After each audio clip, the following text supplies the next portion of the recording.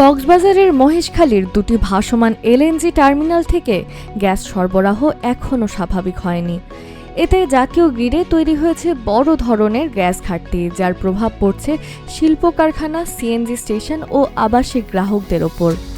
দুটি টার্মিনালের দৈনিক সর্বোচ্চ সরবরাহ সক্ষমতা ১১০ কোটি ঘনফুট হলেও মঙ্গলবার জাতীয় গ্রিডে গ্যাস গেছে মাত্র ৬৬ কোটি ঘনফুট, অর্থাৎ প্রতিদিন ঘাটতি রয়েছে প্রায় ৪৪ কোটি ঘনফুট।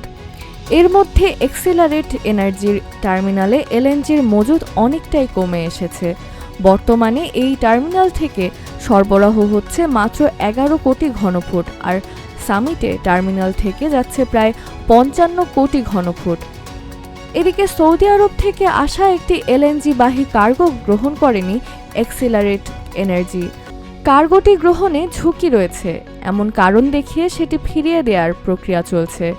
তবে আগামী ২০ আগস্ট একটি নতুন এলএনজি বাহী কার্গো দেশে আসার কথা রয়েছে। সংশ্লিষ্ট কর্মকর্তারা বলেছেন, কার্গোটি টার্মিনালে পৌঁছলে এলএনজি হস্তান্তর করা গেলে সরবরাহ বাড়তে পারে। সাম্প্রতিক সময়েও কারিগরি ত্রুটি ও কার্গো জটিলতার কারণে মহেশখালীর ২ টার্মিনাল থেকে কয়েক দফায় গ্যাস সরবরাহ বন্ধ হয়েছিল।